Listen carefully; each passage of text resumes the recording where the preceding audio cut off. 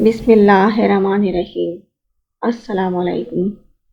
فضائل جمعہ احادیث کی روشنی میں حضرت ابو سعید خدری رضی اللہ عنہ سے روایت ہے کہ جو شخص شب جمعہ میں سورہ کہف کی تلاوت کرے گا تو اس شخص کے لیے اس کے اور بیت اللہ کے درمیان نور ہوگا۔ حضرت ابو ہریرہ سے روایت ہے کہ رسول اللہ صلی اللہ علیہ وآلہ وسلم نے فرمایا، ایسے شخص کی مغفرت کر دی جاتی ہے جو شب جمعہ میں سورہ یاسین کی تلاوت کرے۔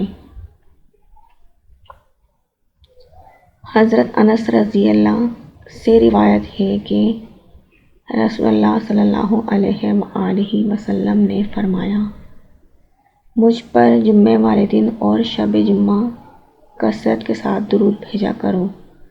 جو شخص مجھ پر 1 مرتبہ درود بھیجتا ہے اللہ تعالیٰ اس پر 10 مرتبہ رحمت نازل فرماتے ہیں۔